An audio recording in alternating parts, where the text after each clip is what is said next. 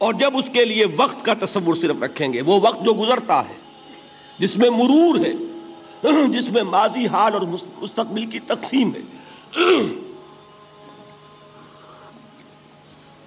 تو وہ وقت جو ہے سیریل ٹائم جسے کہا جاتا ہے انگریزی میں، زمانے جاری یہ عربی میں کہیں گے، یہ ہے عصر، گزرنے والا زمانہ، وہ زمانہ جو اس وقت حال ہے۔ ایک لمحہ ہے حال، اگلے لمحے وہ ماضی ہو گیا، اور اس سے پہلے لمحے وہ مستقبل تھا۔ ہر لمحہ جو ہے وہ گزر رہا ہے کہ میں اپنی تسبیح روز و شب کا شمار کرتا ہوں دانا دانا۔ یہ زمانہ جو ہے گزرتا ہے ماضی، حال اور مستقبل میں، اس کو کہتے ہیں عصر۔ اسی لیے اب اس کا ترجمہ کیا ہوگا؟ تیزی سے گزرنے والا زمانہ گواہ ہے۔ یہ زمانہ گزر رہا ہے، یہ تمہیں اپنی غفلت میں ٹھہرا ہوا نظر آ رہا ہے۔ ہوشیار ہو جاؤ، یہ زمانہ تیزی سے گزر رہا ہے۔ دل کی ہر دھڑکن کے ساتھ تم اپنی قبر سے قریب تر ہوتے چلے جا رہے ہو۔ یہ چونکانے کا انداز ہے، یہ زمانہ جو تیزی سے گزر رہا ہے۔ یہ دیکھیے، ایک شعر بچپن میں ہم نے پڑھا تھا، اس وقت اس کی کیفیت آپ پر طاری ہوگی۔ غافل تجھے گھڑیال یہ دیتا ہے منادی، گردوں نے گھڑی عمر کی ایک اور گھٹا دی۔ Every minute which is passing, it is bringing you nearer to your grave۔ ہم نے اپنے میٹرک کے زمانے میں ایک انگریزی کی نظم پڑھی تھی، سام آف لائف۔ اس میں ایک سٹینزا میں آپ کو پڑھ کر سنا رہا ہوں۔ Art is long and time is fleeting, and our hearts, though stout and brave, still like muffled drums are beating funeral marches to the grave۔ یہ آپ کے علم میں ہوگا، جب کوئی فوجی بڑا شخص جو ہے، کوئی جرنیل، اس کا جب انتقال ہو جاتا ہے، اس کی لاش کو لے کر جاتے ہیں، اس کے کفن کو، تو اس کے ساتھ ہی بینڈ بجتا ہے۔ بینڈ کی ہر جو بیٹ ہے، اس کے ساتھ وہ جنازہ قبر سے قریب تر ہو رہا ہے۔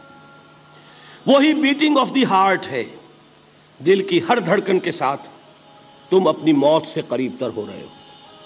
تمہارا یہ جنازہ جیسے کہ وہ بیٹ آف دی ڈرم ہے، اسی طرح بیٹ آف دی ہارٹ کے ساتھ تم اپنی قبر سے قریب تر ہو رہے ہو۔ اور یہ زمانہ جو تمہاری اصل متاع ہے کیا ہمارے پاس؟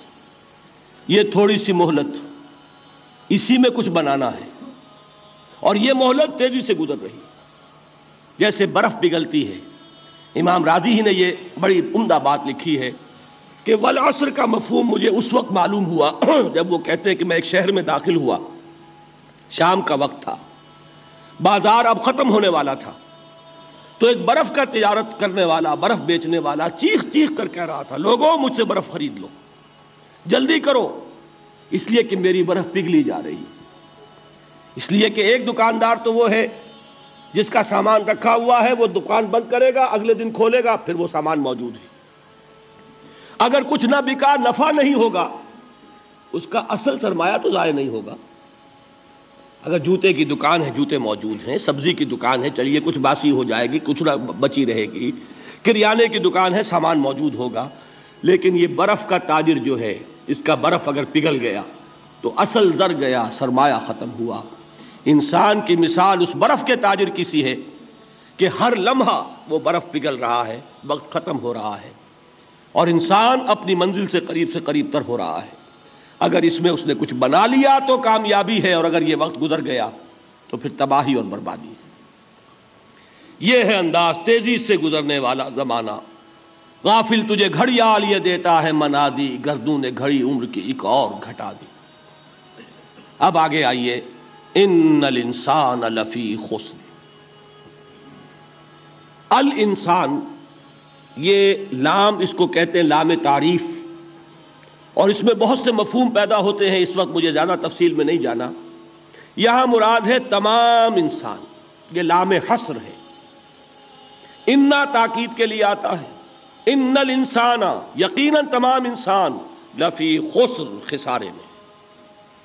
لام پھر تاکید کے لیے ہے۔ اب یہ میں جن لوگوں کو عربی گرامر سے کچھ تھوڑا سا شغف ہے ان کے لیے عرض کر رہا ہوں، ایک آیت بھی معجزہ ہے قرآن کا۔